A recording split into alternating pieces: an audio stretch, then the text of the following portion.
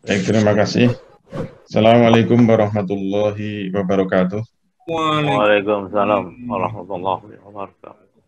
Alhamdulillahirabbil alamin. Salatu wassalamu ala asrofil anbiya'i wal mursalin. Sayyidina wa maulana Muhammadin wa ala alihi wa sahbihi ajmain amma ba'd.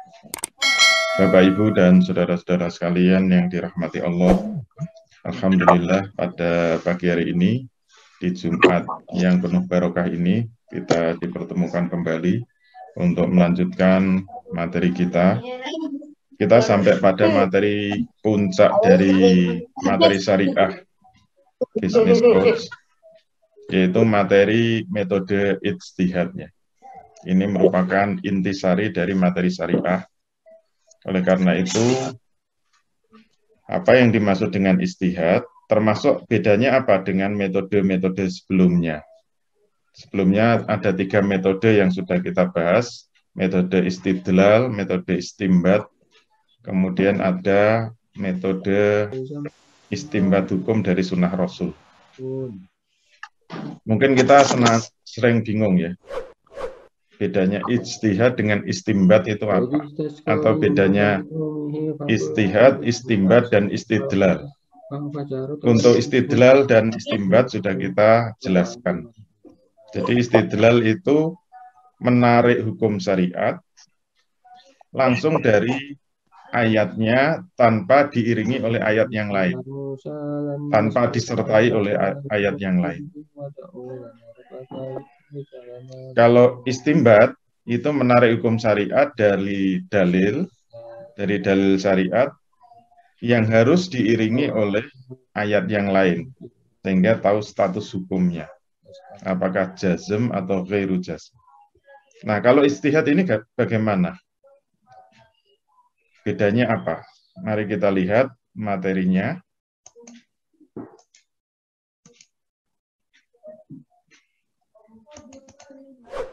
Alhamdulillah kita sudah masuk materi yang ke-6 ya. Ternyata cepat sekali. Sudah sampai metode ijtihad. Nah, untuk membedakan antara istimbat dengan ijtihad, tadi sudah kita katakan, ciri-ciri istimbat itu apa? Ada nas Al-Quran dan Sunnah, atau ada dalil Al-Quran dan As-Sunnah, kemudian kita menarik hukum syariatnya dengan diiringi, dibersamai oleh ayat-ayat lain yang berfungsi sebagai korinah. Jadi inti dari istimbat itu sebenarnya menarik hukum, menyimpulkan hukum dari nas dan Quran dan Sunnah menjadi hukum syariat. Ini namanya istimbat. Terus bedanya dengan ijtihad itu apa? Ada satu step yang harus ada di dalam ijtihad, yaitu apa? Ada proses fahmul waqi atau pemahaman terhadap fakta. Berarti sebenarnya di dalam ijtihad itu pasti ada istimbat. Jadi istimbat itu bagian dari metode ijtihad. Cuma kalau istimbat itu langsung bisa menarik hukum syariat dari nas Quran dan Sunnah, kalau ijtihad ciri-cirinya apa? Ditambah satu step lagi, yaitu ada pemahaman terhadap fakta yang mau dihukumi. Itu namanya ijtihad. Dan biasanya ijtihad itu berangkat dari problem-problem kontemporer yang membutuhkan status hukumnya, yaitu status hukum syariat. Jadi ciri ijtihad itu berangkatnya dari problem kontemporer untuk diketahui status hukumnya. Inilah yang disebut proses ijtihad, sehingga kita mengetahui hukum syariatnya. Jadi cuma ditambah satu. Jadi ijtihad itu harus berangkat dari fakta dulu. Ulama yang Misalnya ada kiai yang sangat menguasai Al-Quran dan Sunnah. Dia juga menguasai usul fikih. Dia bisa menarik hukum syariat dari Quran dan Sunnah sesuai dengan kemampuan usul fikihnya. Itu belum tentu bisa beristihad. Kalau tidak, dia tidak menguasai fakta-fakta yang akan dihukumi. Seperti contohnya dulu, mohon maaf ya, ini contoh zaman saya dulu kuliah. Saya ikut seminar, mau membahas hukum cloning.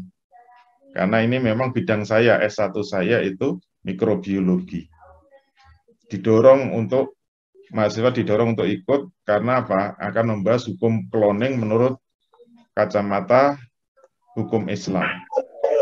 Sehingga yang datang pakar mikrobiologi kemudian dari MUI. Jadi kiai yang hebat, profesor, doktor, kiai haji, yang menguasai Quran dan Sunnah, menguasai usul fikih. Tetapi ketika di forum mengagetkan, kenapa? Karena ketika membahas cloning, yang dibahas hukum bayi tabung. Wah, jauh sekali. Ya, kita sedih dan kecewa. Ya, hasilnya nggak bisa nyambung. Karena apa? Karena, mohon maaf ya, kiainya tidak paham fakta cloning. Yang difahami, cloning yang dimaksud adalah bayi tabung. Padahal mau membahas bagaimana hukumnya membuat anak dengan metode cloning, tidak dengan metode bayi tabung.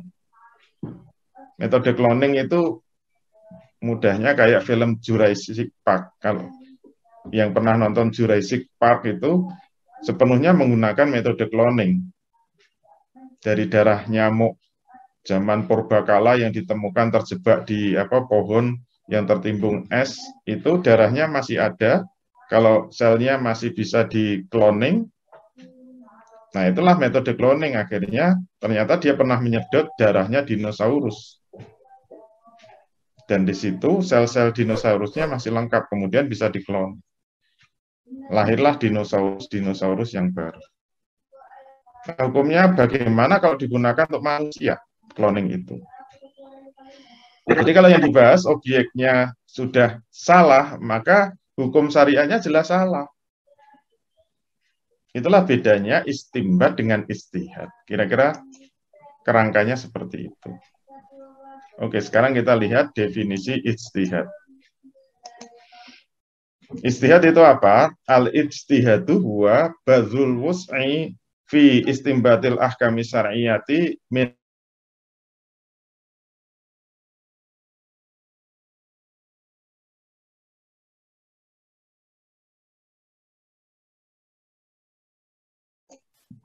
Jadi ijtihad itu mengerahkan segenap kemampuan untuk menggali hukum syariat dari dalil-dalil syariatnya yang terperinci. Berarti ijtihad itu harus benar-benar mengerahkan kemampuan, segenap daya upaya harus dikerahkan. Makanya nanti kita lihat ulama atau mujtahid yang berijtihad kalau salah itu pahalanya 1. Kalau benar pahalanya 2. Tapi ingat ini untuk ulamanya ya, bukan untuk muqallidnya. Kalau muqallid itu wajib melakukan tarjih. Jadi tidak asal ikut pendapat yang mudah. Pokoknya ada perbedaan pendapat, nanti saya ikut yang mudah aja, yang membolehkan, itu tidak boleh. Harus melakukan tarjih. Itu untuk muqallid ya. Untuk yang bukan mujtahid.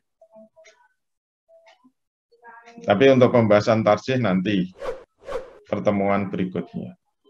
Beda untuk ulama. Kalau seorang mujtahidin, kalau ulama mujtahid, dia kalau salah,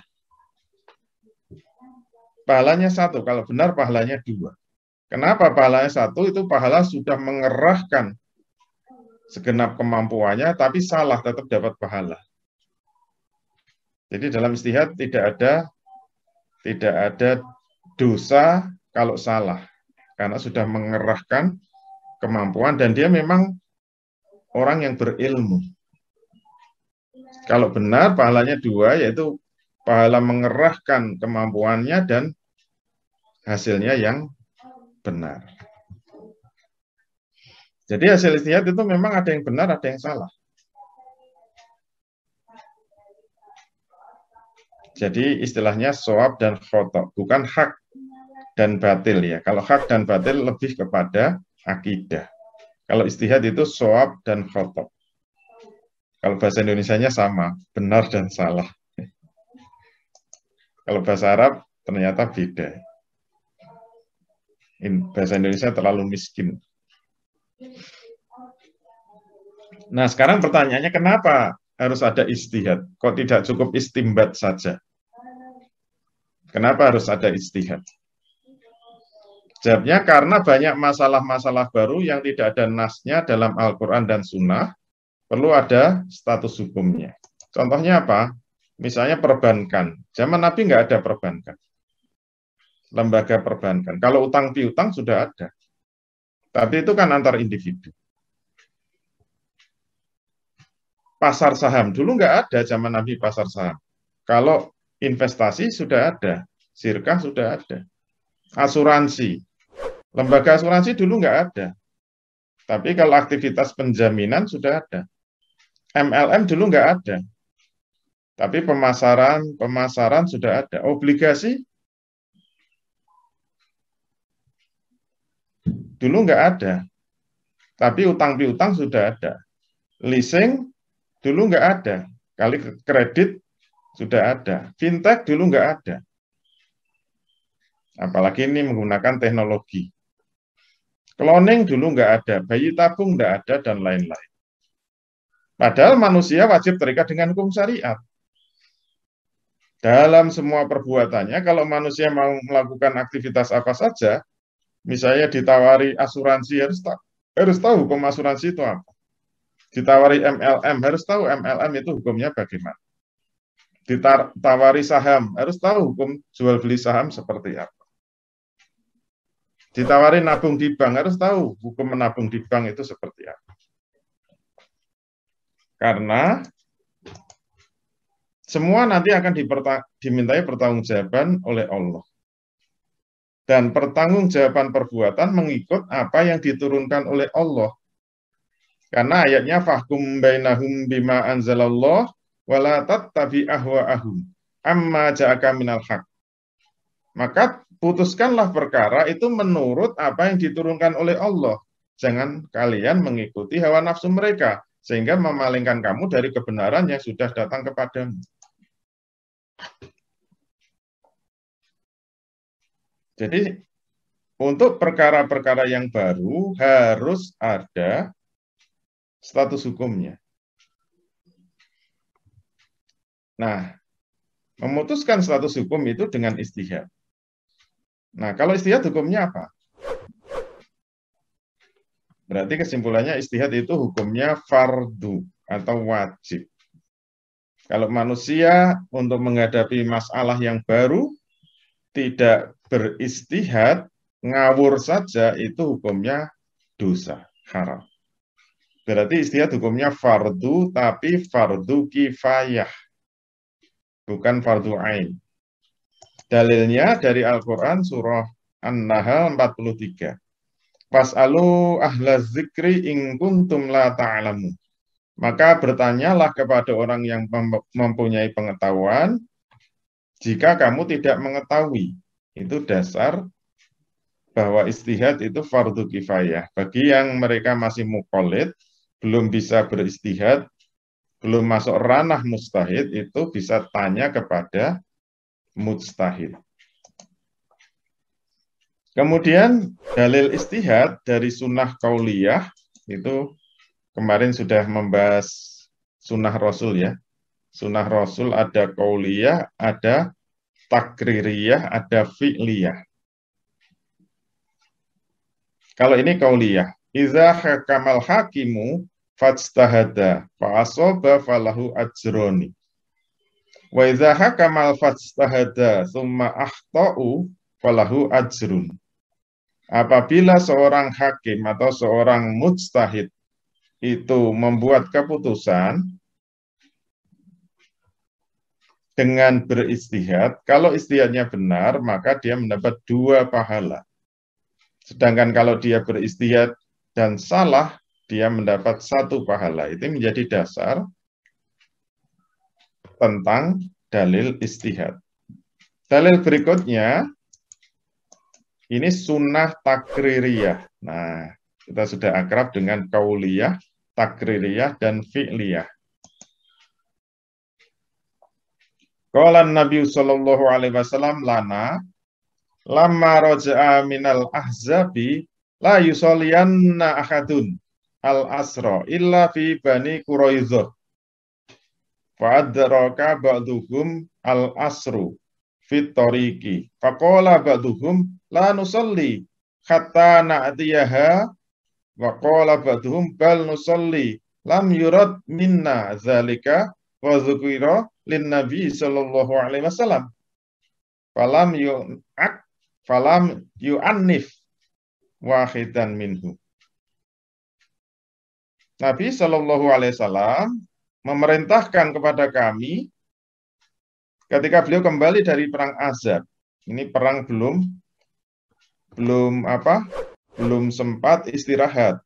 Baru saja selesai perang Ahzab, Rasul langsung memerintahkan jangan sekali-kali kalian sholat asar kecuali sudah sampai ke Bani Quraidzah.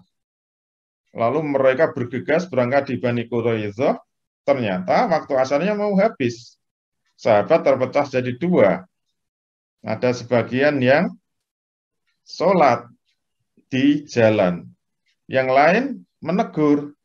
Kan tidak boleh sholat di jalan. Sholat asar hanya di Bani Quraidzah. Yang sholat tetap bertahan. Bukan itu yang dimaksud oleh Nabi. Yang dimaksud Nabi itu maksudnya suruh cepat-cepat. Tapi kalau waktu asarnya habis ya tetap harus sholat. Jangan sholat asar di waktu maghrib, kan tidak boleh. Nggak bisa. Tadi kan perintahnya sholat, tidak ada sholat asar kecuali di Bani Quraidzah. Wah, ini muncul 2 ijtihad.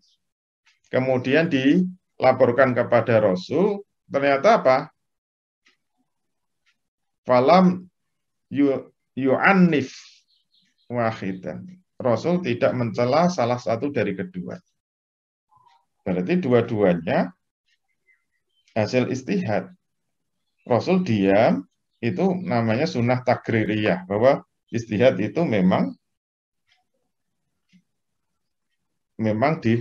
difardukan dalam Islam. Dalil berikutnya.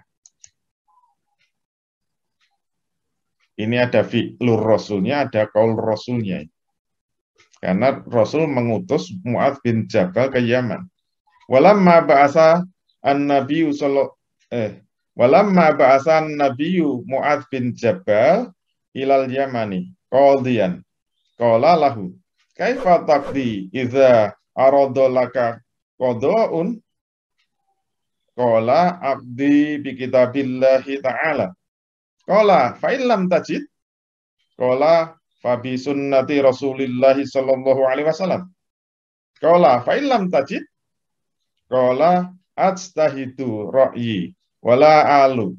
Qala Mu'adz qadaraba Rasulullah sallallahu alaihi wasallam fi sadri wa qala alhamdulillahilladzi waffaqa rasulillahi lama yurdi rasulallahi.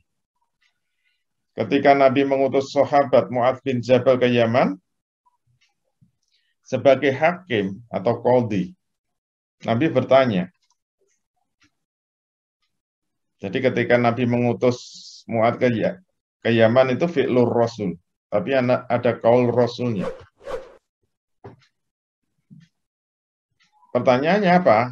Kaifa taqdi idza arada laka qada'un?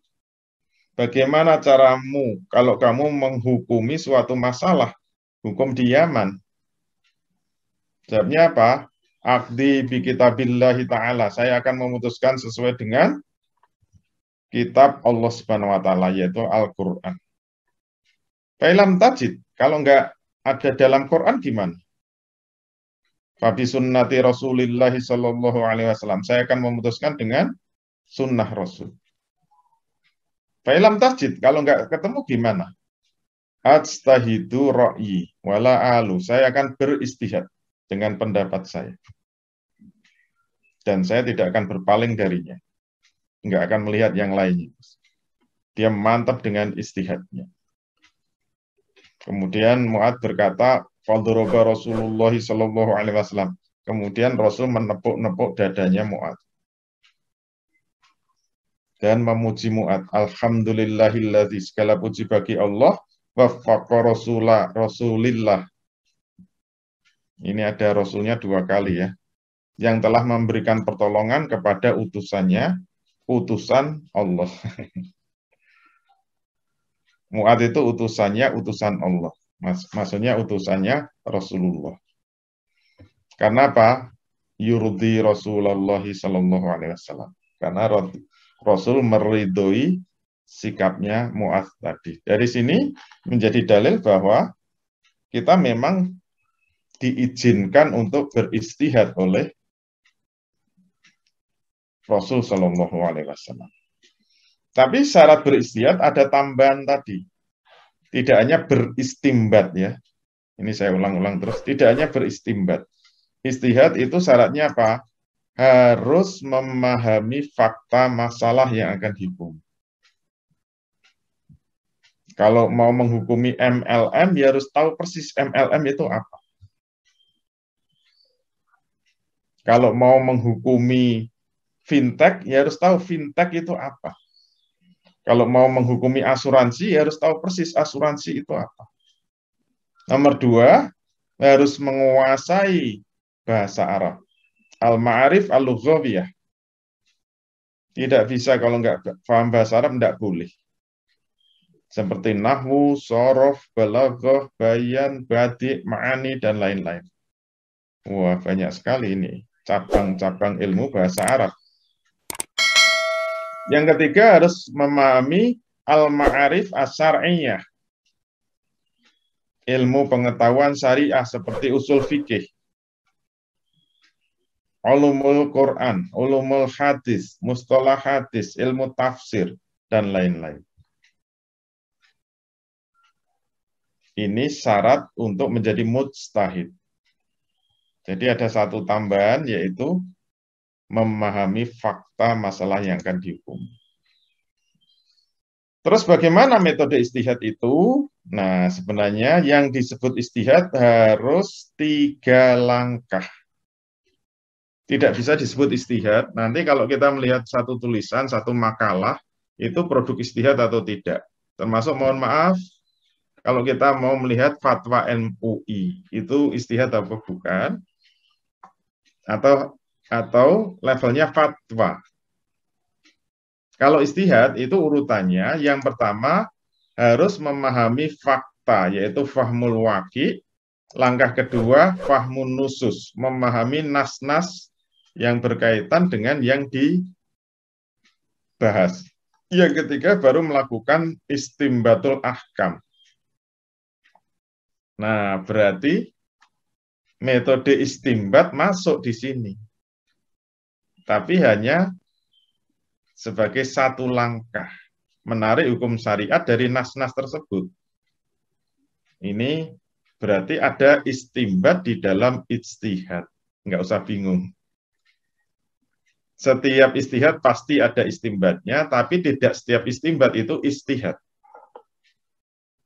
Karena ijtihad diperlukan apa? Fahmul waqi' tadi.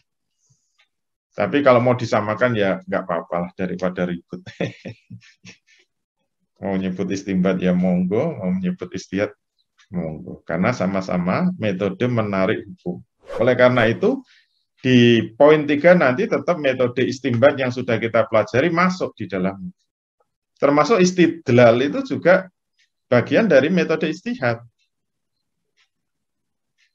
Termasuk istimbat dari sunnah Rasul kemarin. Jadi istidlal, istimbat, dan istimbat dari sunnah Rasul, 3 ilmu yang sudah kita pelajari, itu maknanya apa? Ilmu yang masuk kategori al-ma'arif as-syar'iyyah tadi. Itu sebenarnya bagian dari usul fikih. Baik. Kalau dibuat flowchart-nya, nah ini hobi saya orang intuiting ya, membuat flowchart. Langkah-langkah istihad yang pertama ada problem baru atau problem kontemporer. Langkah pertama fahmul waqi, memahami fakta.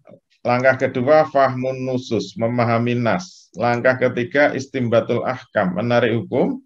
Hasilnya apa? Memberi status hukum terhadap problem kontemporer tadi. Nah, yang harus kita pahami, memberikan status hukum itu maknanya adalah solusi dari Islam terhadap masalah yang dihadapi manusia. Jadi kalau ingin tanya, semua masalah hidup ini, bagaimana yang disebut Islam memberi solusi? Jawabannya adalah memberi status hukum terhadap masalah itu. Jadi jangan dianggap sepele ya. Saya dulu pernah dalam forum dilecehkan itu. Ketika membahas satu masalah, ya karena saya biasanya kan dihadirkan sebagai, ya mohon maaf istilahnya pakar ekonomi Islam, kadang-kadang penyebutannya. Itu ada yang menyepelekan. Kita ini menghadapi problem dulu itu membahas tentang kenaikan harga BBM. Itu kayaknya kan ini kan problem manusia, ini problem pembahasan energi. Jangan bawa-bawa halal haram. Kita nggak butuh pembahasan halal haram. Ini problem yang krusial berkaitan dengan pemerintah mau menaikkan harga BBM. Kenapa? Bawa-bawa ekonomi Islam itu. Itu ada penanya kayak gitu. Ya, pengennya ya mengusir saya lah intinya. Nggak dibutuhkan forum kayak gini kok ada pembicara pakai kopiah gitu. Nanti paling bicaranya halal haram.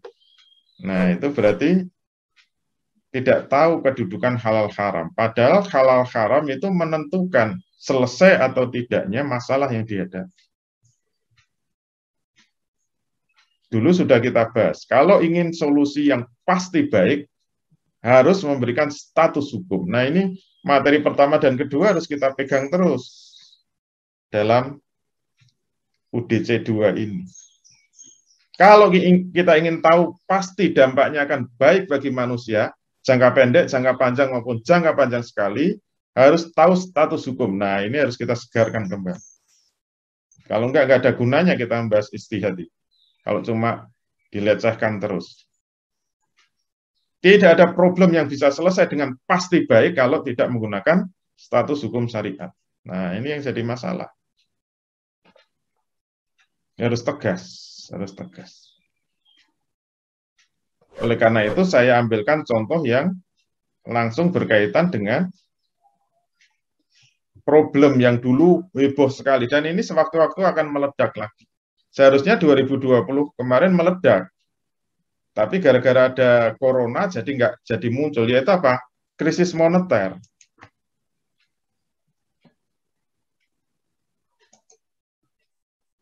Yang saya ambil contoh apa?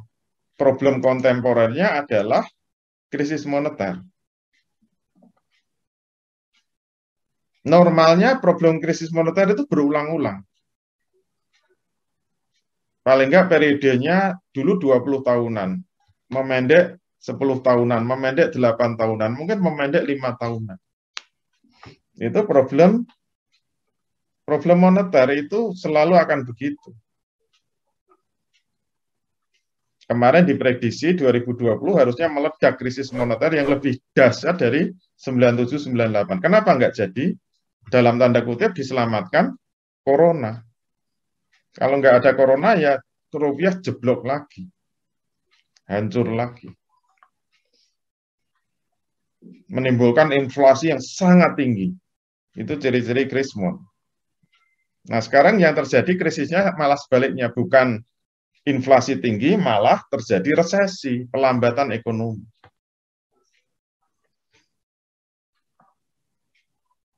Baik, bagaimana kalau sampai nanti terjadi krisis moneter lagi, solusi menurut syariat Islam itu bagaimana?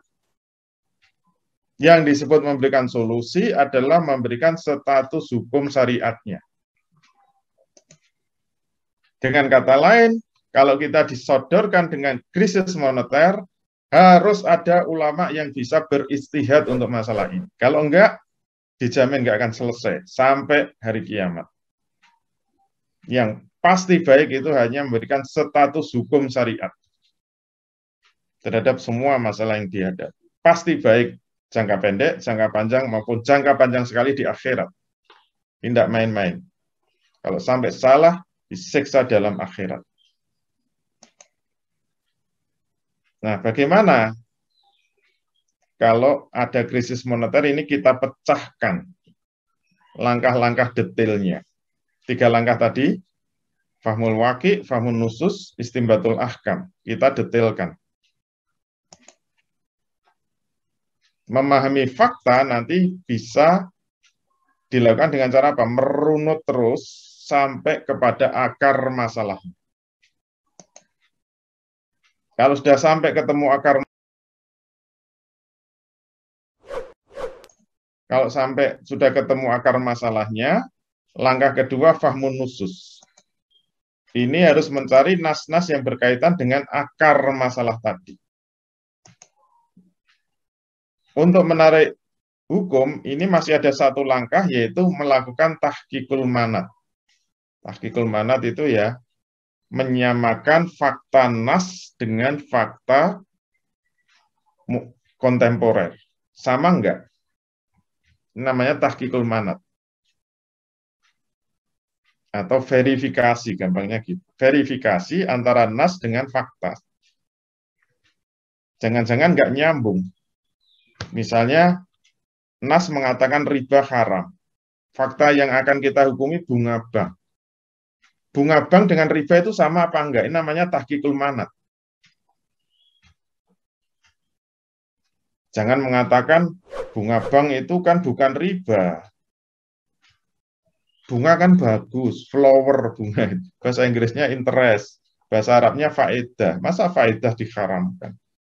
Faedatul bunuk itu kan bunga bank. Masa diharamkan?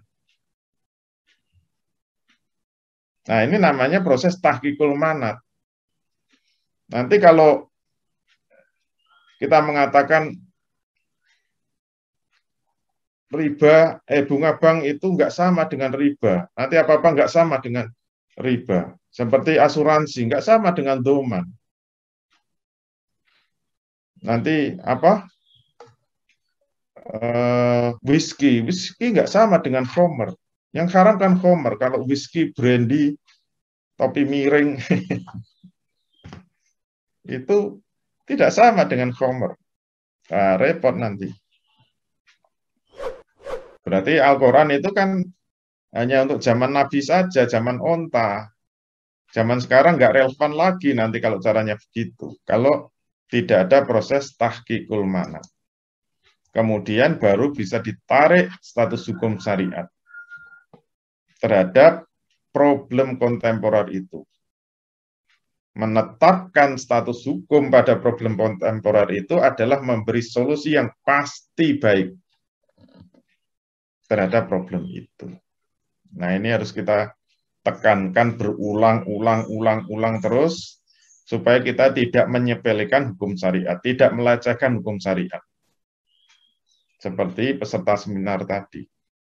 Sakitnya tuh di sini. Dilecehkan. Islam itu diinjak-injak terus sekarang.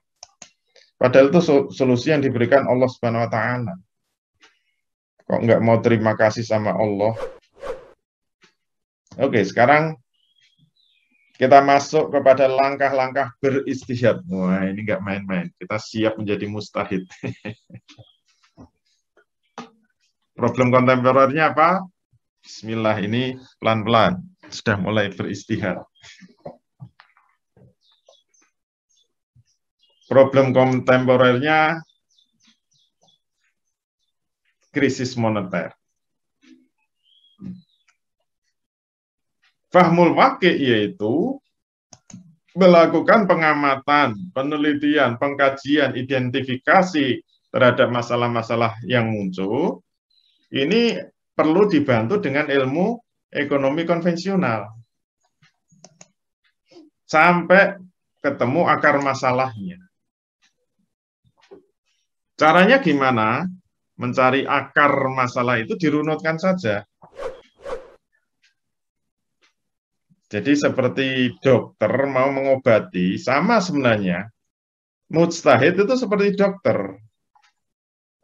Harus melihat gejala-gejalanya. Pasien kalau datang ke dokter mesti tanya pertama itu gejalanya. Apa yang dirasakan? Saya panas tinggi dok, badan saya panas, saya menggigil. Saya rasanya kedinginan, tapi kalau dipegang panas sekali. Nah, itu namanya gejala. Panas tinggi, demam itu namanya. Dokter tidak akan langsung menyimpulkan, wah ini masuk angin, kasih obat ini, nggak bisa. Harus dikejar terus. Makanya dokter itu bisa beda diagnosisnya. Nanti bisa beda obatnya. Kalau dokter tergesa-gesa, ya diagnosisnya tidak akurat. Saya dulu pernah punya teman yang diagnosisnya salah. Diobati, padahal obatnya mahalnya minta ampun, nggak sembuh-sembuh. Begitu ganti dokter, dikaji lagi, teliti lagi, baru ketemu sumbernya. Kasih sekali obat langsung sembuh. Ya Allah, ya Allah. Bahaya salah diagnosis. Mustahil juga demikian, nggak boleh salah. Kayak tadi, yang dibahas cloning, ternyata yang difahami bayi tabung, ya nggak nyambung.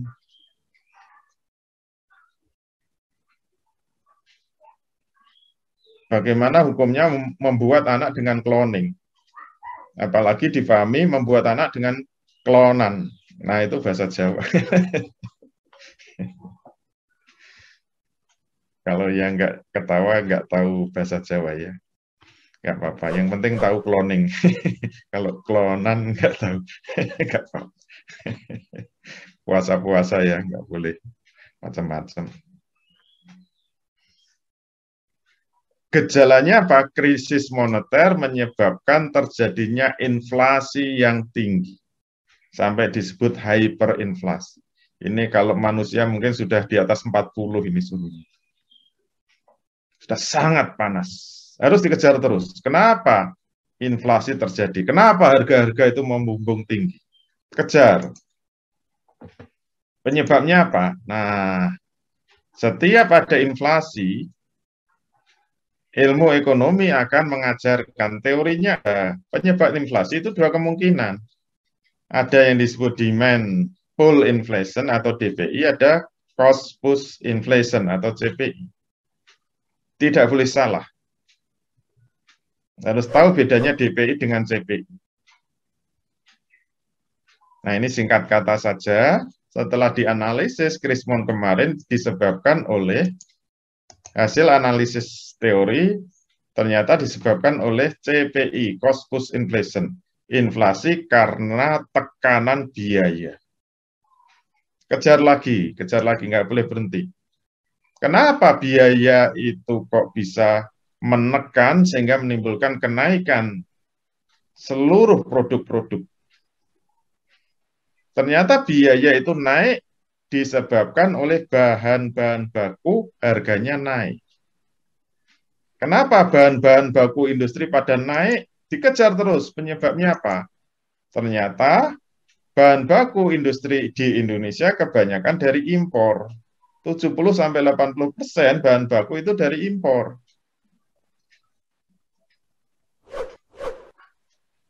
Sampai-sampai ada yang mengatakan, kalau Anda lihat mobil, itu hampir 100% bahan bakunya impor semua itu mobil. Yang tidak cuma dua.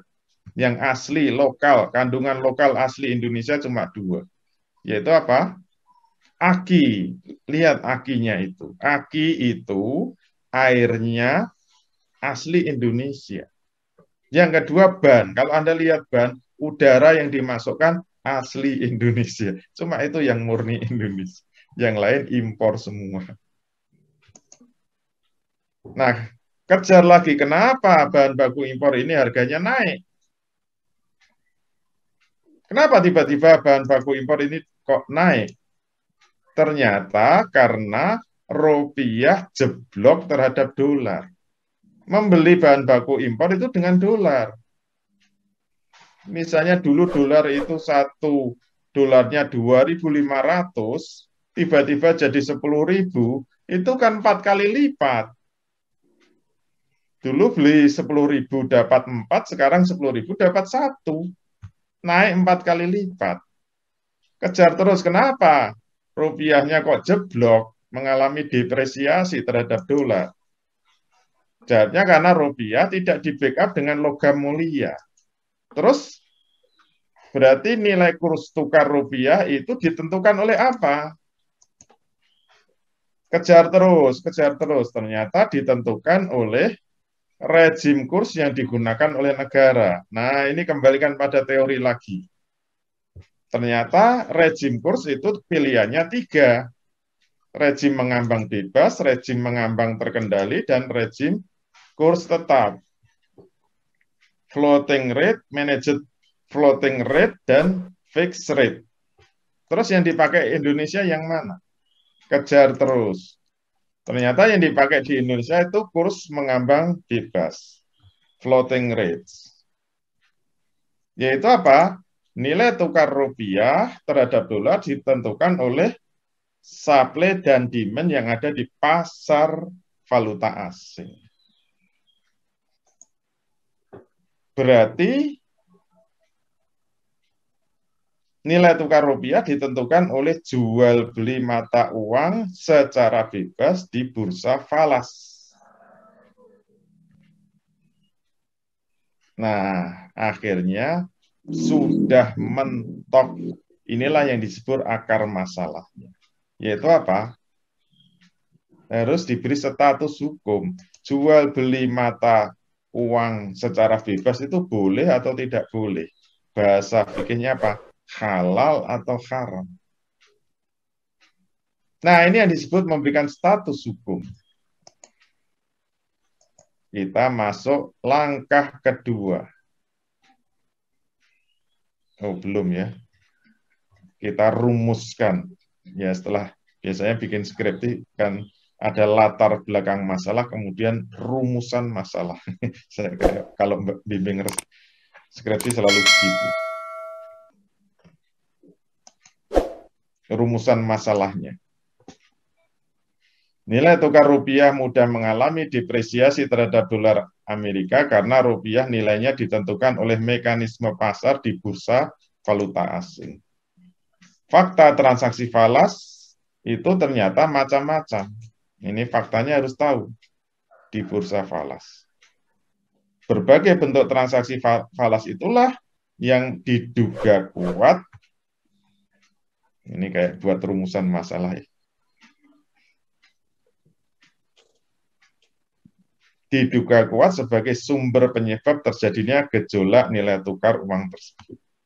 Ini memang dulu saya buat ketika kuliah S2. Pas Krismon dulu saya pas ngambil kuliah S2, ekonomi Islam. Wah, saya membuat kayak gini, dosen saya senang sekali dulu. Wah, ini contoh yang bagus dari ekonomi Islam.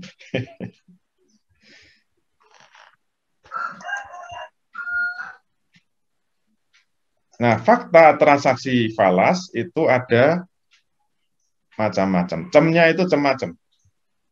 Yang pertama spot, yaitu penentuan harga ditetapkan pada saat itu, tapi penyerahannya 2 hari lagi. Walaupun disebut spot itu sebenarnya transaksi hari ini, tapi penyerahannya tetap 2 hari lagi.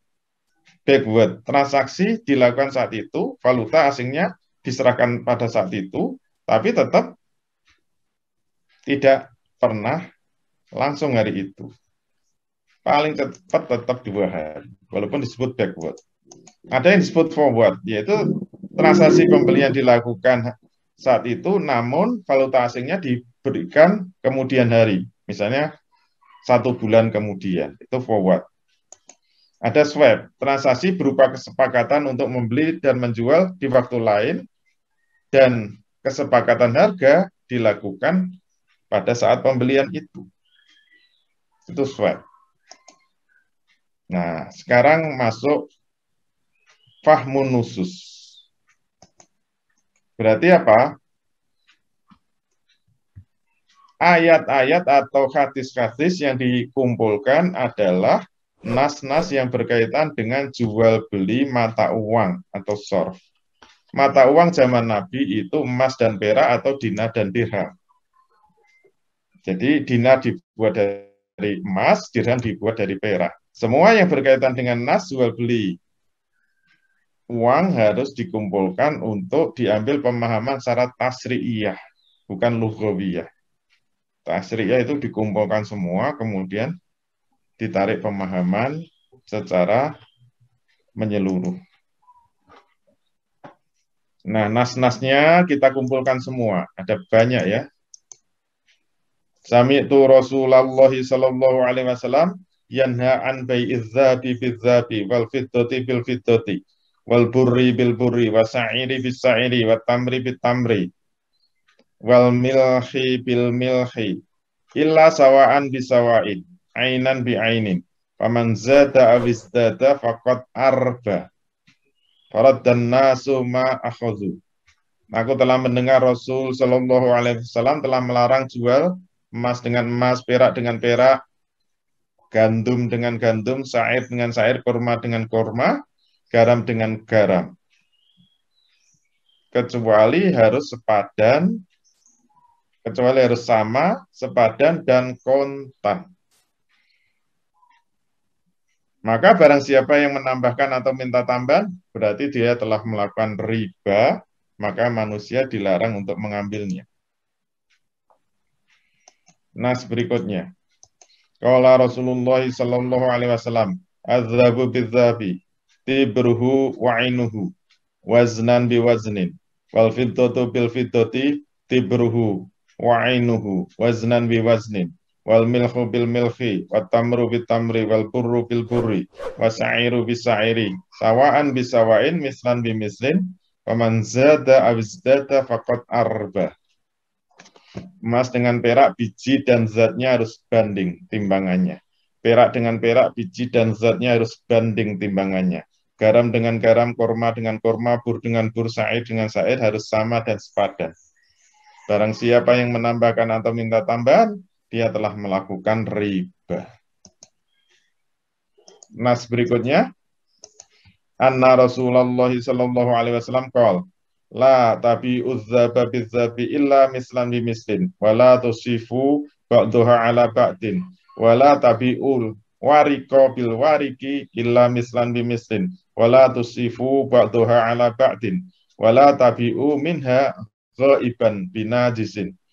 Janganlah kalian memperjualbelikan emas dengan emas kecuali sama timbangan dan ukurannya. Tidak boleh sebagian melebihi sebagian yang lain. Juga kalian jangan menjual perak dengan perak kecuali dengan timbangan dan ukuran yang sama. Dan jangan menjual emas dengan perak yang tidak ada di tempat pada saat melakukan transaksi. Atau secara gaib, tidak kontan. Nas berikutnya. Qala Rasulullah sallallahu alaihi wasallam la tabi'uz zaba bizzabi illa sawa'an bisawain wal fiddata bil fiddati illa sawa'an bisawain wa bi'uz zaba bil fiddati wal fiddata bil bizzabi kaifa syi'tum. Rasul sallallahu alaihi wasallam melarang menjual emas dengan emas, perak dengan perak kecuali nilainya setara. Beliau membolehkan kita membeli perak dengan emas menurut kehendak kita, serta membolehkan kita menjual emas dengan perak menurut kehendak kita.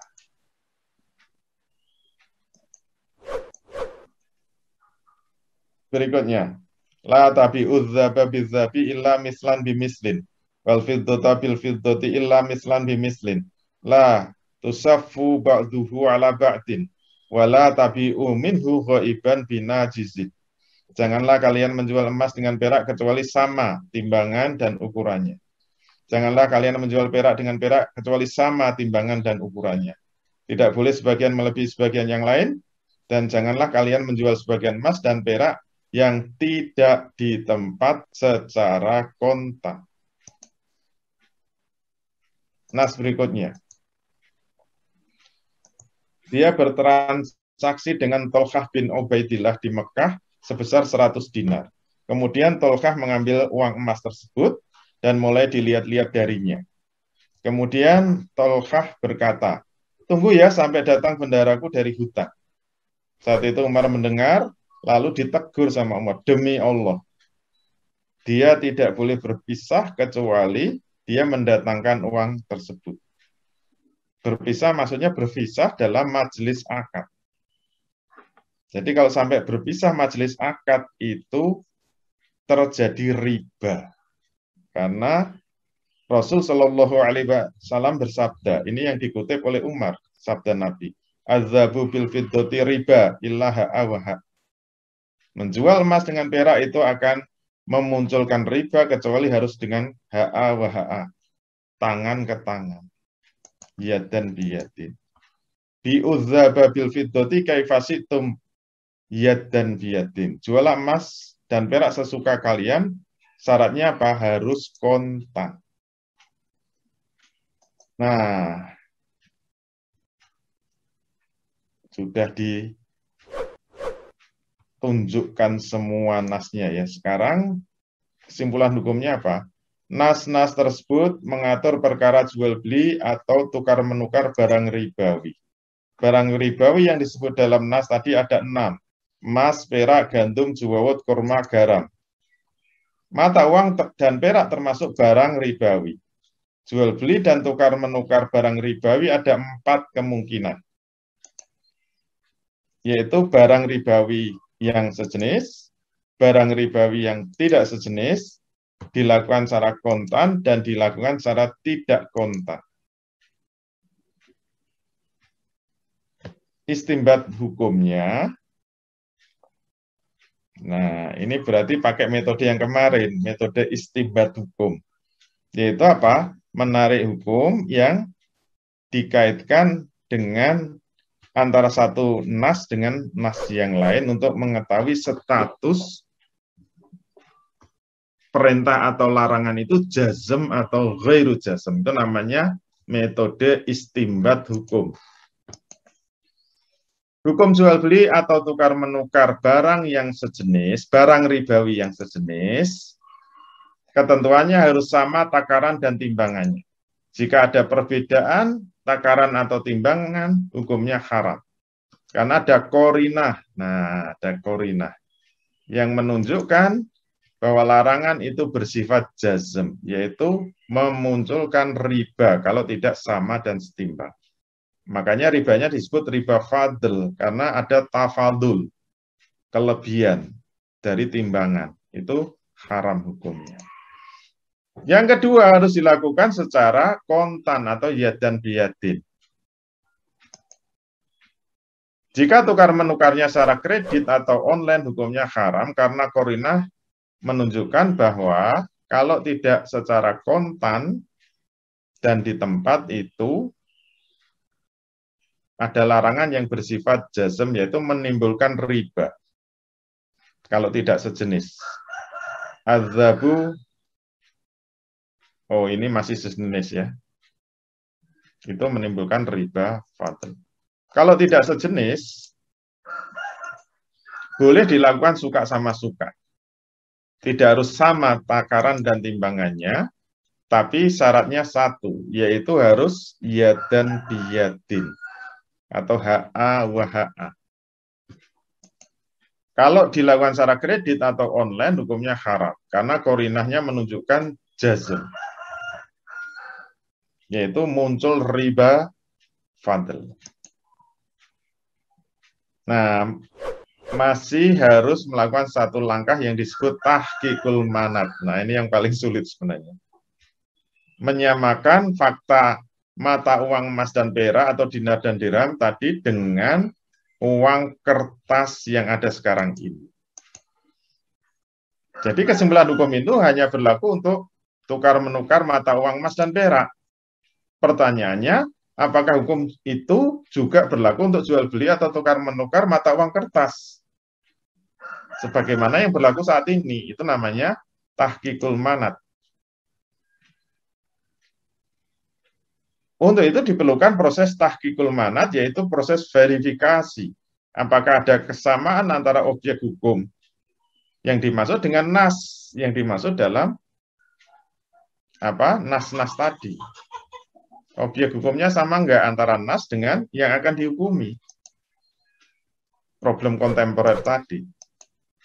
Ternyata fakta uang kertas itu bisa dikiaskan dengan emas dan perak karena ada kesamaan ilat.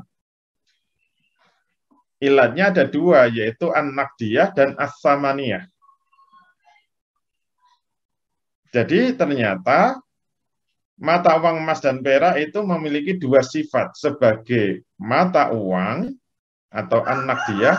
Maksudnya apa? Bisa digunakan untuk tukar menukar, untuk berjual beli.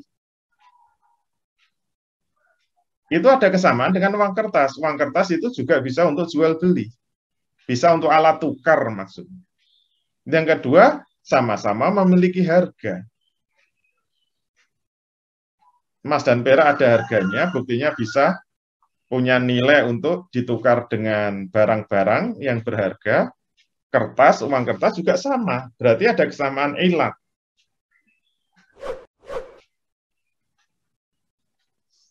Atau sebab hukum ya. Atau ba'isul hukmi, pembangkit hukum itu ilat. Ilat ini namanya ilat istimbatiyah ya. Dari berbagai hadis yang mengisyaratkan adanya sifat sebagai mata uang atau naqdiyah dan sifat sebagai harga atau as-samaniyah yang bisa menjadi landasan untuk mengkiaskan uang kertas dengan uang emas dan perak. Nah, untuk mengistimbat, kias istimbatiyah itu harus dikaitkan dengan dalil yang lain. Nah, itu ciri-ciri istimbat. Istimbat itu harus dibersamai oleh dalil yang lain. Jadi tidak cukup dengan hadis-hadis tadi, masih ada hadis yang harus menjadi qarinah bahwa itu bisa diistimbatkan ilatnya. Oh, ilat aja ada istilah ilat istimbatiyah.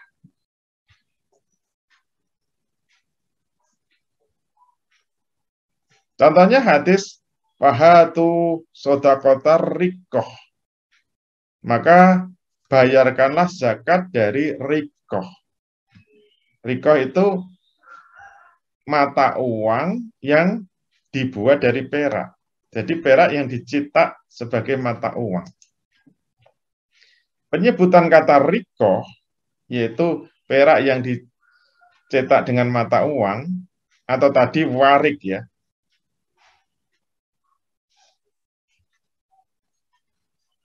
Itu menunjukkan apa? Menunjukkan bahwa Nabi tidak mengidentikan itu fiddah atau zahab. Kalau zahab atau fiddah itu emas secara umum. Jadi zahab itu berlaku untuk mata uang, emas untuk perhiasan, emas batangan, dan emas mata uang. Itu secara umum disebut fiddah atau zahab. Zahab itu emas, fiddah itu perak. Kadang-kadang Rasul menyebut dengan kata rikoh. Rikoh itu mata uang, perak. Dan Rasul tidak menyebut dengan kata fiddah. Itu menunjukkan bahwa adanya sifat perak itu sebagai mata uang atau naqdiyah dan bisa sebagai harga atau as-samaniyah yang itu sama dengan mata uang kertas. Kesimpulannya, kedua sifat tersebut tidak hanya terwujud pada emas dan perak yang dijadikan sebagai mata uang. Karena memang emas dan perak kadang-kadang dijadikan perhiasan, kadang-kadang dijadikan sebagai mata uang. Berarti ini ada ilatnya, ada ilatnya. Kenapa ada ilatnya? Karena ada sifat-sifat sebagai as-samaniyah dan an-naqdiyah. Yang itu ada pada uang kertas yang berlaku sekarang ini. meskipun dia tidak ditopang dengan emas dan perak, tidak di backup dengan emas dan perak. Dengan demikian, fakta uang kertas yang ada sekarang ini adalah sama dengan fakta mata uang emas dan perak yang dimaksud dalam nas-nas sorf tadi. Nas-nas sorf atau tukar-menukar mata uang emas dan perak. Nah, jika faktanya sama, maka kita bisa menghukumi fakta yang ada sekarang ini sama dengan hukum-hukum yang terkandung dalam nas tersebut. Kesimpulan hukumnya, mata uang saat ini dapat disamakan dengan mata uang yang ada pada nas. Maka pertukaran mata uang yang ada saat ini dapat dikategorikan sebagai sorf yang dimaksud dalam nas. Nah, fakta transaksi falas yang ada sekarang ini adalah fakta sorf mata uang yang berbeda. Dari berbagai transaksi yang tadi ada 4, ada spot, ada forward, ada backward, ada swap itu, ternyata tidak ada yang kontan dan di tempat di semua fakta bursa falas. Kesimpulan hukumnya apa? Seluruh transaksi falas yang ada di bursa falas hukumnya haram. Karena tidak dilakukan dengan kontan dan di tempat. Jika transaksi tidak dilakukan secara kontan dan di tempat akan menimbulkan riba yang disebut riba fadl. Dan kalau itu dibiarkan, dibolehkan, akhirnya apa? Transaksi yang ada akan berubah dari tujuan utamanya. Tujuan utamanya kan untuk memperoleh valuta asing untuk kemudian kepentingan ekspor impor. Tapi sekarang berubah menjadi perjudian. Bursa falas menjadi arena perjudian karena untuk mencari capital gain, keuntungan dari selisih jual beli karena ada unsur spekulasi. Misalnya hari ini kita bertransaksi forward. Hari ini berapa harganya? Misalnya 14.000 per dolar. Oke, saya beli 1 juta dolar. Tapi serah terimanya seminggu lagi ya. Kenapa nunggu seminggu lagi? Ada kemungkinan naik, ada kemungkinan turun. Nanti serah terimanya kalau seminggu lagi, kalau naik yang satu langsung untung besar, yang satu buntung besar. Kalau turun juga demikian, pasti ada yang untung, ada yang buntung. Itu ciri-ciri judi. Akhirnya bursa falas menjadi arena judi yang bisa mengombang-ambingkan harga mata uang. Dan volume transaksi falas untuk tujuan judi atau spekulasi jauh lebih besar daripada tujuan untuk transaksi perdagangan di sektor real. Nah, bagaimana yang disebut kesimpulan hukum sebagai solusi mengatasi krisis? Transaksi falas harus dilakukan secara kontan dan di tempat, seperti di money changer itu boleh. Transaksi tersebut akan menghilangkan segala bentuk transaksi falas yang bertujuan untuk spekulasi. Jika transaksi falas dilakukan secara benar, kontan dan di tempat, diharapkan nilai mata uang itu stabil. Tidak dipermainkan oleh spekulan-spekulan tadi. Nah, inilah solusi hukum syariat yang berkaitan dengan krisis moneter. Walaupun itu solusi yang masih parsial. Karena kalau solusi yang kafah ya mata uangnya harus diganti. Yaitu dengan dinar dan dirham atau emas dan perak. Sekian, Assalamualaikum warahmatullahi wabarakatuh. Teman-teman yang lainnya, yang menarik tadi justru disampaikan oleh Ustadz Wicondro, barang-barang riba itu termasuk emas, perak, dan juga kurma nih Tat ya. Nah, ini bulan Ramadan nih biasanya kurma ini banyak dijual nih Tat. Nah, termasuk tadi kan Antum sampaikan tidak boleh online Tat ya. Kalau nggak salah ya harus di tempat dan pada waktu itu juga kontan dan di tempat. Ini bagaimana Tat? Hukumnya dan mungkin juga solusinya nih supaya kita bisa berjualan maupun membeli juga nih Tat kurma ini. Iya, khusus untuk kurma dan khusus juga untuk barang ribawi yang makanan. Barang ribawi yang makanan itu 4 ya. Gandum, juwawut, kurma, garam. Jadi khusus barang ribawi yang makanan, gandum, juwawut, kurma, garam itu memang ada pengecualian. Jadi hadis-hadis itu tadi masih bersifat umum. Sesuai kaidah usul, dalilul am yabqa fi umumihi malam yarid dalilul takhsisi. Dalil yang umum tetap harus berada pada keumumannya selama tidak ada dalil yang mengecualikan. Ternyata dalil umum tadi ada pengecualiannya, yaitu hanya untuk berlaku pada barang ribawi makanan. Gandum, juwawut, kurma, garam itu boleh dilakukan secara kredit dan juga secara online, tapi syarat dan ketentuan berlaku. Nah, pengecualiannya ada tiga pilihan. Yang pertama dengan akad salam. Kalau akad salam itu bisa online, tapi tidak bisa kredit. Salam itu syaratnya apa? Penjualnya belum punya kurma, tapi pembelinya harus membayar kontan di depan. Itu boleh. Syaratnya pembeli bayar kontan di depan, penjualnya belum punya kurma. Itu boleh secara online, tapi tidak boleh kredit. Karena salam tidak boleh dikredit. Yang kedua, kalau pengen bisa dikredit masih boleh. Syaratnya apa? Syaratnya harus ada agunan, barang yang dijaminkan. Belinya secara online boleh asal ada barang agunan yang dijaminkan.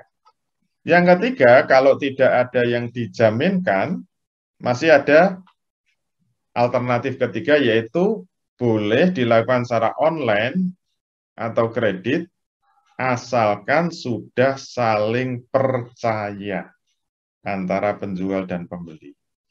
Dan biasanya saling percaya muncul karena sudah saling kenal atau sudah berlangganan. Jadi kalau sama sekali nggak kenal, seperti di marketplace, secara umum itu masih tidak boleh. Jadi belinya ke teman-temannya sendiri secara online itu masih boleh. Itu solusi untuk barang ribawi yang makanan. Gitu ya. Allah. Untuk emas dan perak tidak ada pengecualiannya. Jadi benar-benar harus kontan dan di tempat. Berarti harus kenalan dulu tadi ya? Iya. Harus beli-beli yang lain dulu. Bagaimana hukum tabungan emas seperti yang ada di Bank Mandiri Syariah? Ya, kalau tidak terjadi transaksi serah terima yang kontan dan di tempat, berarti itu haram karena terjadi riba. Walaupun di bank syariah itu tetap terkena riba karena tidak terjadi serah terima secara fisik emasnya. Kalau mau menabung boleh. Jadi membeli emas dulu, emasnya diserahkan, setelah diterima baru ditabung, itu boleh. Disimpan di bank. Tapi yang terjadi kan tidak ada itu. Saya punya uang misalnya 1 juta. Ini bisa untuk beli apa? 1 gram. Ya sudah, saya setorkan 1 juta, diterima, kemudian ditulis sebagai apa? Menyimpan 1 gram emas. Emasnya sama sekali tidak diterima. Itu tidak boleh. Hanya dicatat dalam rekening saja. Itu tidak boleh. Allah. Gitu ya. Baik, pertanyaan selanjutnya. Nah, ini hukumnya dinaran, Tat. Ini tapi yang bertanya belum tahu faktanya nih. Ini cuma dengar-dengar. Bagaimana hukum dinaran, belum tahu faktanya seperti apa. Apakah jual beli emas atau hanya menyamakan nilai rupiah dengan harga emas? Aplikasi dinaran. Iya, dinaran mirip dengan tabungan emas tadi. Jadi karena semua transaksinya tidak secara yadan biyadin, tidak bertemu secara fisik, maka dinaran juga tidak boleh, hukumnya haram. Itu mirip-mirip dengan menabung emas di bank syariah tadi. Gitu ya. Allah Allah. Pertanyaan selanjutnya dari Bu Ani. Bismillah, izin bertanya, kami ada konsumen yang tinggal di luar Jawa. Dia punya logam mulia. Kalau logam mulianya dijual ke kami, developer, yang akan diperhitungkan sebagai pembayaran DP rumah, logam mulianya akan dikirimkan via kurir. Apakah transaksi seperti itu termasuk riba? Karena setelah terima logam mulia tersebut tidak langsung di tempat. Iya.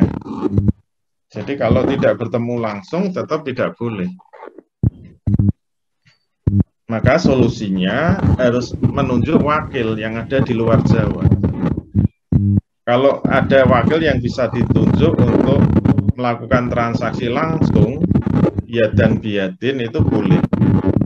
Setelah ada wakil yang ditunjuk, ketemu dengan penjualnya, setelah terjadi transaksi ya dan biadin baru dikirim melalui kurir. Itu boleh.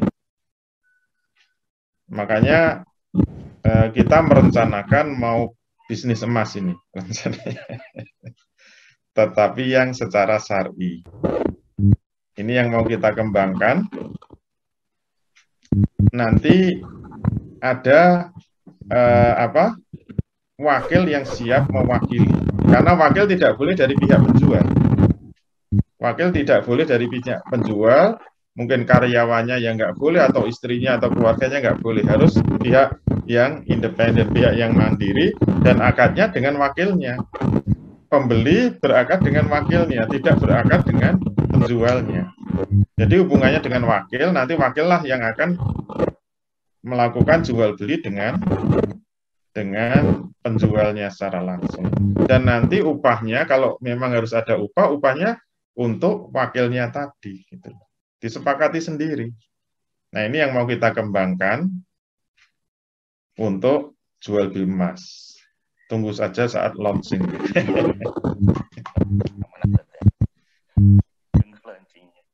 Berarti wakilnya itu bukan penjual ya, kurir itu nggak bisa jadi wakil ya, Tidak boleh dari pihak penjual. Tidak boleh karyawannya atau pokoknya dari pihak penjual. Harus pihak yang lain yang nanti berakad sendiri dengan pembelinya. Nah, nanti yang kita kembangkan memang ada wakil-wakil yang siap dan amanah untuk menjadi wakil pembelian kalau memang pembelinya itu luar kota, itu bisa. Nanti setelah dibeli, nanti akan dikirim oleh wakil. Dan wakilnya ini memang independen. Dia siap amanah untuk mewakili. Itu insya Allah yang akan kita kembangkan begitu. Semoga Ramadan ini sudah launching. Siap-siap kalau mau beli. Kita sudah beli e-commerce-nya. Jadi kalau pernah jumpa ada emas123.com itu sudah kita beli untuk menjadi menjadi e-commerce-nya gitu. Nanti ada cara-caranya membeli yang sesuai dengan syariat. Ini kita harapkan jual beli emas yang benar-benar sesuai syariat satu-satunya di dunia. Pengennya begitu. Saya hanya jadi konsultannya. Karena kemarin ada yang nanya. Ya, saya sarannya begitu. Gitu ya, Allah. Sambil beriklan sebentar. Berarti sebenarnya untuk Bu Ani tadi harus ada perwakilan pembeli di sana itu tadi ya? Iya, harus ada.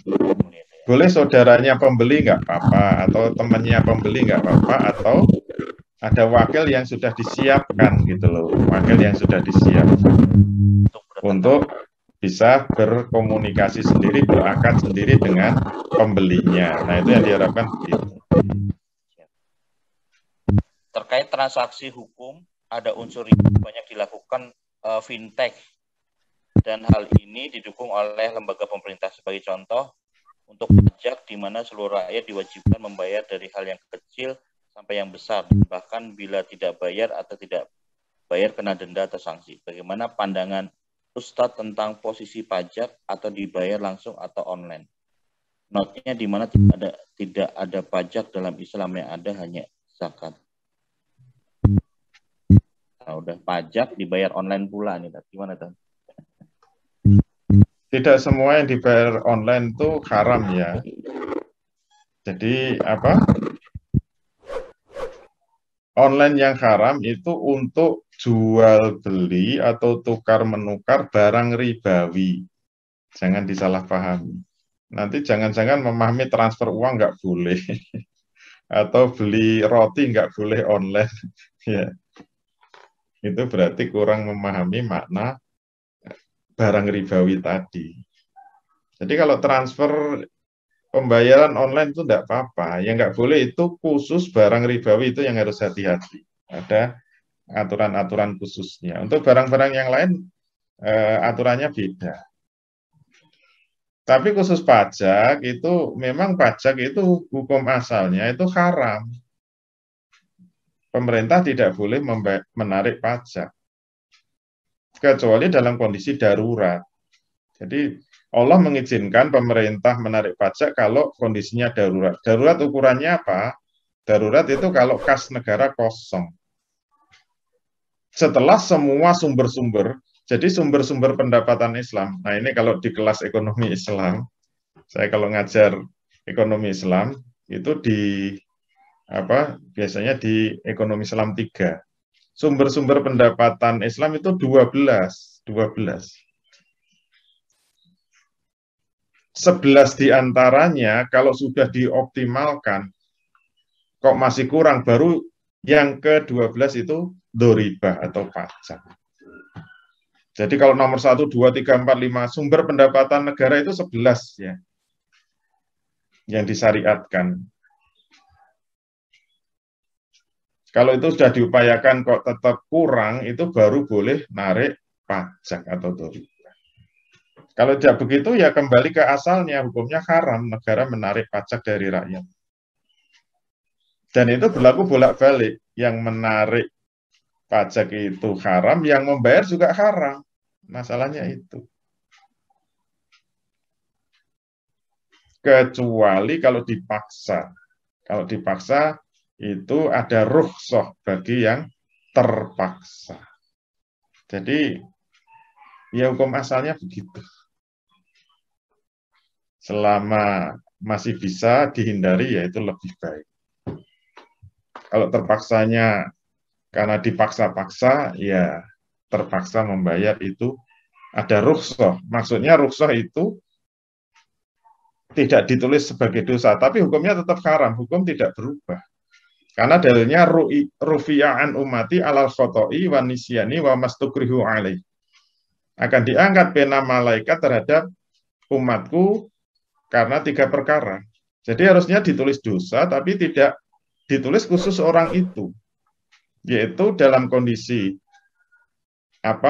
tidak sengaja, lupa, dan terpaksa, keterpaksaan atasnya. Berarti sudah dipaksa, itu insya Allah tidak ditulis dosa. Tapi hukumnya tetap haram, tidak berubah. Itu namanya keterpaksa. Begitu ya, Allah. Lanjut. Masih ada lagi? Ada, masih banyak. Apa hukumnya jual beli saham, Dan? Ini pembahasan istihad akhirnya jadi muamalah. Kalau jual beli saham itu hukumnya malah 2 lapis, yaitu transaksinya yang seperti falas tadi ya, transaksinya tidak syar'i, sahamnya sendiri saham yang tidak syar'i. Karena saham itu diterbitkan oleh PT atau perseroan terbatas. Padahal perseroan terbatas itu perseroan yang tidak syar'i. Jadi perusahaan yang batil ya, tidak sah. Karena akadnya itu tidak sah. PT itu dalam bahasa fikihnya disebut syirkah musahamah. Jadi persekutuan modal. Jadi dalam Islam, modal bertemu modal, bertemu modal, bertemu modal, membentuk perusahaan itu tidak sah. Karena dalam Islam, syirkah itu harus ada pihak pengelolanya.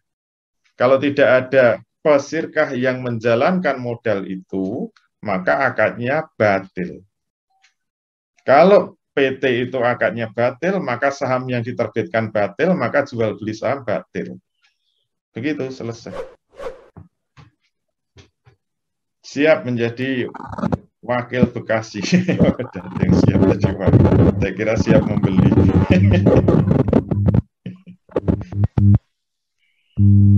Pertanyaan selanjutnya, ingin bertanya bagaimana sikap saya sebagai mukallid menyikapi perbedaan ijtihad dari berbagai golongan. Dan kedua, bagaimana penyelesaian perbedaan ijtihad tersebut? Itu jawabannya di metode tarjih. Dan metode tarjih belum dibahas. Makanya jangan kemana-mana, tetap bersama kami. Kalau nanti yang tanya nggak ikut materi metode tarjih, salahnya sendiri. Jawabannya di situ. Jadi jawabannya, sebagai mukallid, kalau ada perbedaan ijtihad, wajib mentarjih. Tidak boleh berdasarkan hawa nafsu, cari yang enak dan kepenak, cari yang mudah dan ringan, tidak boleh. Jadi kaidahnya, al-amalu birrajih wajibun, wal amalu bil marjuh mumtaniun. Mengamalkan pendapat yang kuat, hukumnya wajib. Mengamalkan pendapat yang lemah, hukumnya tertolak. Jadi khusus mukallid, kalau mengetahui ada perbedaan pendapat, wajib mentarjih, mencari pendapat yang kuat. Kalau dia tidak melakukan tarjih, berarti dia menjalankan hukum berdasarkan hawa nafsu. Tidak percaya, jangan kemana-mana, tetap bersama kami. Sampai ketemu di metode tarjih, insya Allah. Ya, izin bertanya, saya beli logam mulia dari perusahaan A, kemudian karyawannya mengirimkan logam mulianya ke rumah, kemudian saya baru transfer. Nah, ini gimana? Boleh asal akadnya di rumah. Jadi akadnya ketika ketemu. Kalau utusan perusahaan A itu mengirimkan karyawannya, kemudian berakad dengan karyawannya. Jadi karyawannya wakil penjual, itu boleh. Tapi akadnya jangan lewat online atau lewat telepon-teleponan, tidak boleh. Apa yang membedakan itu sudah akad di telepon atau akadnya ketika COD? Bedanya apa? Bedanya kalau akadnya ketika COD itu harus ada klausul apa? Khiyar. Setelah ketemu boleh meneruskan pembelian, boleh membatalkan. Tapi kalau begitu kurir sampai itu harus beli, itu namanya akadnya di online, itu tidak boleh. Kalau akadnya itu ketemu, kemudian uangnya ditransfer, itu boleh. Syaratnya transfernya langsung masuk, tidak boleh clearing. Apalagi jarak sehari, nggak boleh, harus mungkin telepon dengan penjualnya langsung, sudah masuk belum? Sudah. Emasnya diserahkan. Itu boleh. Atau ketika kurirnya sampai telepon-teleponan. Nah, akadnya itu ketika bersama dengan wakilnya, itu boleh. Ini kurirnya sudah sampai. Benar, harganya 1 juta per gramnya. Iya, benar. Setuju enggak? Setuju. Nah, ini berakad ketika wakilnya sampai di situ. Kemudian uangnya saya transfer ya, oke. Sudah masuk belum? Sudah. Emasnya diserahkan lewat wakilnya. Nah, itu boleh. Berarti akadnya ketika COD.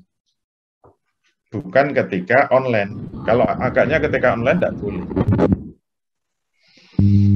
Allah Allah. panjang nih, Tat. Si A mau melunasi rumah dan mau meminjam sebesar 35 juta. Namun tidak menemukan pinjaman karena tidak ada yang mau meminjamkan tanpa bunga. Akhirnya berinisiatif untuk membuat usaha dengan modal 35 juta dari investor. Dengan cara rumah tersebut dikontrakkan sebesar 3.850.000 selama 10 bulan. Biar margin 10% untuk para investor. Uang investornya mungkin berhubung belum ada yang mau ngontrak dan si A adalah karyawan dengan penghasilan tetap, maka yang mengontrak rumah itu adalah si A sendiri. Apakah masih terlibat riba? Itu problemnya bukan riba, nanti harus dilacak satu persatu. Kalau dia itu mau investasi 35 juta untuk apa? Untuk rumahnya itu, berarti itu mau bersirkah. Kalau mau bersirkah, berarti apa? Pertama, rumah itu harus sudah sah miliknya si A. Kalau sudah sah miliknya si A, kemudian disirkahkan dengan pihak B, yaitu invest 35 juta, maknanya apa? Si A kehilangan rumah. Rumah itu tidak menjadi miliknya si A lagi.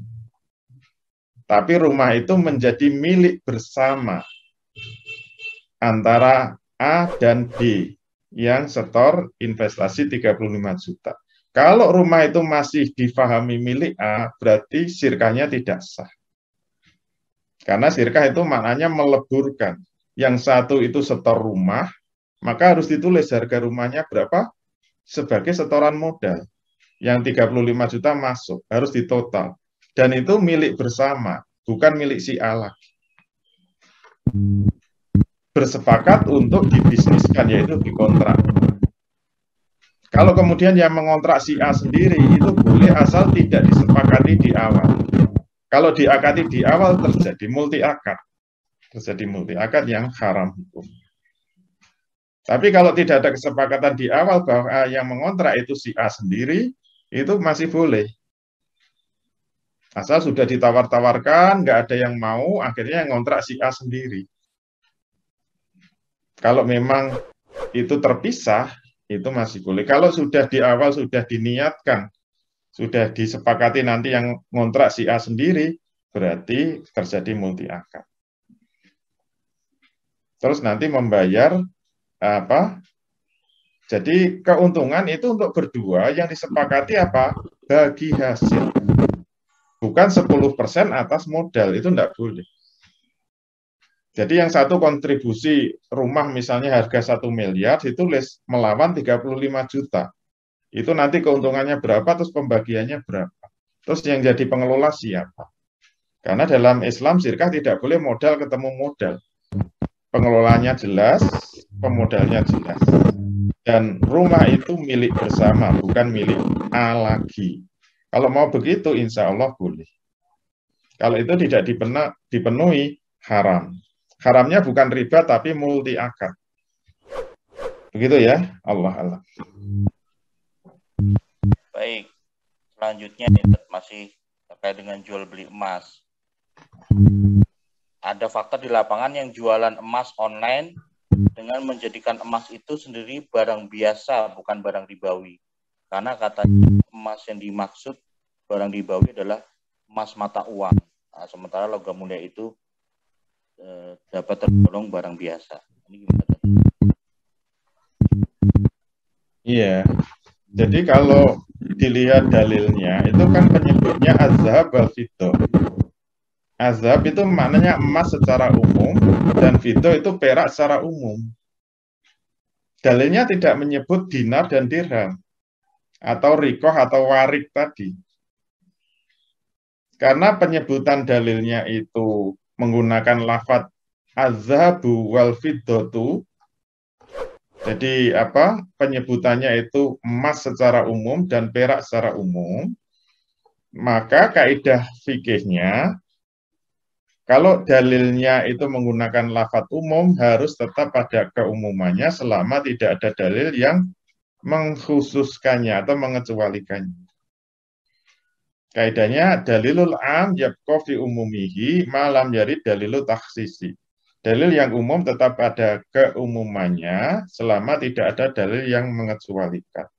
Kalau mau mengecualikan bahwa larangan itu hanya khusus emas sebagai mata uang, itu harus ada dalil khususnya. Seperti tadi, jual beli kurma itu kalau tidak yadan biyadin itu secara umum tidak boleh. Tapi ternyata ada pengecualiannya untuk kurma, untuk juawud, untuk gandum itu ada pengecualiannya. Tetapi untuk emas dan perak tidak ada pengecualiannya. Kalau nggak ada pengecualiannya harus kembali kepada keumuman azhab wal fiddah. Makna emas dan perak dengan lafaz zahab dan fiddah itu berlaku untuk semua jenis emas. Yaitu emas lantakan, emas perhiasan, dan emas mata uang. Dan itu konsisten dengan zakat. Yang wajib dizakati itu emas dalam arti zahab wal fiddah. Tidak hanya mata uang, tidak hanya emas sebagai mata uang. Kalau menganggap jual beli emas biasa bukan mata uang, nanti kalau punya emas tidak wajib dizakati. Harus konsisten. Berarti saya mengeluarkan zakat emas kalau emasnya sebagai mata uang. Kalau saya menyimpan emas lantakan, saya tidak wajib mengeluarkan zakat. Kalau memahami emas itu yang kena zakat sebagai mata uang sama. Harus konsisten. Apa mau tidak mengeluarkan zakat untuk emas yang disimpan karena tidak berfungsi sebagai mata uang? Kan enggak. Perintah zakat untuk emas itu berlaku semua emas. Baik emas sebagai lantakan, emas sebagai mata uang, maupun emas sebagai perhiasan. Kalau disimpan, wajib mengeluarkan zakatnya. Tidak hanya menyimpan emas sebagai alat tukar atau mata uang. Ini yang saya pahami begitu ya, Allah.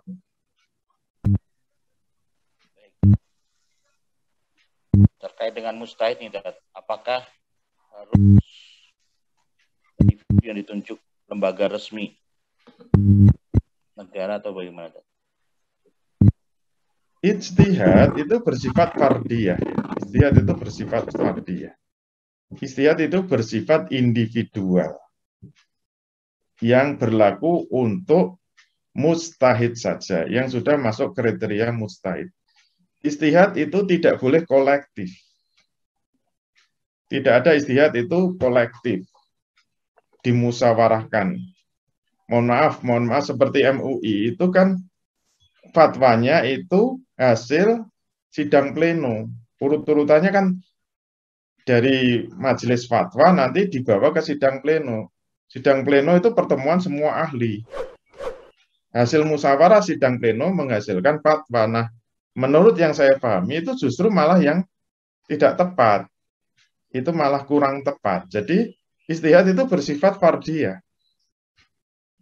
Hanya berlaku untuk mustahid. Dan setiap mustahid itu pasti punya usul fikih sendiri yang harus konsisten. Itu nggak bisa dicampurkan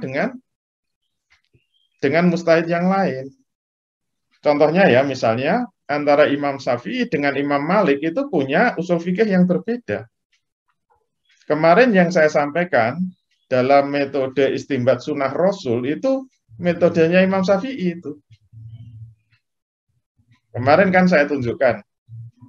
Kalau kita nggak pernah belajar perbandingan fikih, bingung mesti. Kemarin kan saya tunjukkan, kalau ada qaul Rasul dengan fi'lur Rasul bertentangan, mana yang berlaku untuk umatnya? Kemarin kan kita sudah paham, kalau qaul Rasul bertentangan dengan fi'lur Rasul, yang menang qaul Rasul. Fi'lur Rasulnya untuk khususiyah Rasul yang tidak berlaku untuk umatnya. Itu menurut Imam Syafi'i. Tapi kalau menurut Imam Malik kebalikannya. Kalau qaul Rasul bertemu dengan fi'lur Rasul yang bertentangan, yang dipakai yang fi'lur Rasul. Qaulnya kalah. Contohnya masalah najis ya. Kalau berdasarkan qaul seluruh kotoran binatang itu najis. Ini kan bersifat umum. Semua kotoran binatang itu najis. Tetapi ditemukan hadis-hadis di mana Rasul pernah memberi obat sahabat itu batuk-batuk dikasih air kencing unta, kemudian sembuh.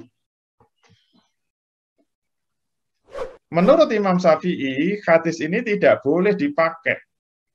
Karena itu hanya berlaku untuk khususiyah Rasul, itu mukjizat Rasul. Tidak berlaku untuk umatnya. Berarti menurut Imam Syafi'i, semua kotoran binatang tetap najis. Tapi kalau menurut Imam Malik, enggak. Ini harus diamalkan. Tidak hanya khusus Rasul. Cara mengamalkannya gimana? Semua kotoran binatang itu najis, kecuali kotoran binatang yang halal dimakan, tidak najis. Dalilnya karena Rasul memberi minum air kencing unta kepada sahabat. Makanya kalau naik haji jangan kaget. Kalau lihat orang-orang Arab masuk masjid sudah nginjek-injek teletong onta, ya tetap masuk masjid sholat, nggak dibersihkan. Karena menganggap teletong onta itu tidak najis. Makanya jangan kaget kalau di pasar Seng itu ada jualan minuman yang warnanya kuning-kuning. Hati-hati, itu air kencing onta. Itu dijual. Obat batuk. Karena tidak najis menurut Imam Malik. Coba bayangkan kalau Imam Malik bermusyawarah dengan Imam Syafi'i, ya nggak bisa ketemu. Karena masing-masing memiliki metode beristihad yang berbeda. Memiliki usul fikih yang berbeda. Setiap mustahid itu memegang satu usul fikih yang diyakini. Dan itu tidak bisa dimusyawarahkan dengan mustahid yang lain yang meyakini usul fikih yang berbeda. Nah, ini kalau dimusyawarahkan nanti ketemunya gimana? Apa separuh-separuh? Binatang yang halal dimakan separuh itu kotorannya najis, separuh kotorannya tidak najis. Ini hasil musyawarah Imam Syafi'i dengan Imam Malik, kan tidak bisa. Jadi istihad itu fardiyah. Beda nanti kalau ada khalifah. Nah, kalau ada khalifah tugasnya memilih pendapat mujtahid yang kuat, yang paling kuat itu yang ditetapkan sebagai undang-undang. Itu hak tabani khalifah. Kalau sudah diberlakukan undang-undang yang dianggap kuat menurut khalifah, yang sudah ditabani, sudah ditetapkan, seluruh rakyatnya wajib taat termasuk semua mustahid. Semua mustahid yang berbeda pendapat harus mengikuti pendapat khalifah. Karena kaidahnya amrul imam yarfa'ul khilaf. Keputusan khalifah atau imam itu menghilangkan ikhtilaf di antara para mujtahid. Kalau ada khalifah nggak usah bingung. Sudah dipilih yang kuat, maka seluruh rakyat wajib mentaati penetapan khalifah. Kalau khalifah mau menetapkan itu tidak suruh voting, tidak suruh bermusyawarah, suruh berhujah satu-satu, dinilai mana hujahnya yang paling kuat. Misalnya ada 10 mujtahid yang dipanggil khalifah, 9 itu pendapatnya sama, 1 beda. Ternyata yang 1 itu menurut khalifah yang paling kuat, yang dipilih pendapat 1 mujtahid, yang 9 ditolak walaupun pendapat mayoritas. Gitu caranya begitu. Allah. Baik. Mungkin pertanyaan terakhir ya, Tat. Ini menarik nih, Tat. Jika kita disuruh memilih pendapat yang kuat, berarti secara tidak langsung kita lebih pintar dari ulama yang kita anggap pendapatnya lebih lemah, dong, Tat. Contoh Imam Syafi'i dan Imam Malik, jika kita menganggap pendapat Imam Syafi'i lebih kuat, maka secara tidak langsung kita menganggap Imam Malik lebih lemah, padahal kita dibandingkan dengan beliau, perbandingannya jauh sekali. Nah, ini gimana mendudukannya? Ya itu namanya tarjih. Tarjih itu memilih salah satu mujtahid. Itu bukan kita dengan Imam Malik. Itu kita membandingkan Imam Syafi'i dengan Imam Malik. Kalau kita dengan Imam Malik ya nggak level lah. Semua muqallid kayak kita itu wajib bertaklid kepada mujtahid. Masalahnya pendapat mujtahid beda-beda. Nah, kita kan harus memilih dan kita punya akal untuk memilih itu. Kalau tadi sudah ditunjukkan hujahnya, untuk bisa memilih itu memang harus ditunjukkan hujahnya. Kalau kita nggak ngerti hujahnya, mungkin merasa aneh. Orang Indonesia merasa aneh. Lu nginjak-injak teletong kok tetap sholat itu gimana? Kan itu haram. Bingung kan kita? Itu najis apa bukan sih? Nah, kita kan harus memilih. Kalau nggak memilih, kita nggak bisa beramal. Pertanyaannya memilih dasarnya apa? Dasarnya tarjih. Nah, itu ilmunya belum kita bahas. Ilmu tarjih. Tarjih itu nanti 3 level ya. Nah, kita posisinya di mana? Gitu loh. Begitu ya. Jangan membandingkan kita dengan Imam Malik lah. Kita membandingkan Imam Syafi'i dengan Imam Malik. Mana yang kita pilih? Jangan pilih dua-duanya, nggak bisa beramal kita. Atau mencela-mencele. Tergantung nginjeknya di Mekah apa di Indonesia. Kalau nginjeknya di Mekah itu tidak najis, kalau di Indonesia najis. Ya nggak bisa. Harus dipilih salah satu, itu namanya melakukan tarjih. Yang penting ada pertanggungjawaban. Yang akan dinilai Allah itu kan kesungguhan kita, keseriusan kita, mempertanggungjawabkan amal kita itu tidak berdasarkan waton gitu loh. Asal mengikuti yang enak, yang mudah, mengikut hawa nafsu. Nggak boleh, tapi sudah kita periksa. Kalau kita periksa kemudian salah, ya insya Allah nggak ada masalah. Allah itu menilai kesungguhan kita, keseriusan kita. Ya nggak boleh itu asal-asalan itu loh, nggak ada dasar ilmunya.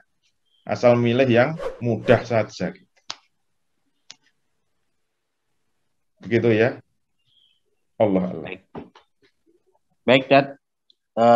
Silakan mungkin penutup, Dad, dari kajian kita terkait dengan metode ijtihad ini.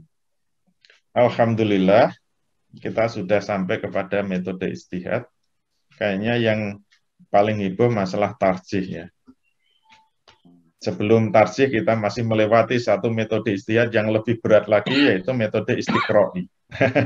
Metode istiqro'i ini kelas berat. Di atasnya ijtihad itu ada metode istiqro'i. Kenapa di atasnya ijtihad? Karena ijtihadnya bertingkat-tingkat. Double ijtihad itu metode istiqro'i. Wah, double ijtihad. Jangan main-main ya. Double ijtihad. Insya Allah minggu depan kita lanjutkan. Jangan kemana-mana, tetap bersama kami. Semoga Allah tetap memberikan kekuatan, keistiqomahan kita untuk belajar dan belajar, menambah ilmu sakofah Islam, sehingga Allah senantiasa melimpahkan barokahnya kepada kehidupan kita, bisnis kita, keluarga kita, dan besok di akhirat kelak. Allahumma amin. Demikian dari saya, mohon maaf kalau ada kesalahan kekurangan. Walafu minkum. Billahi taufiq wal hidayah. Assalamualaikum warahmatullahi wabarakatuh.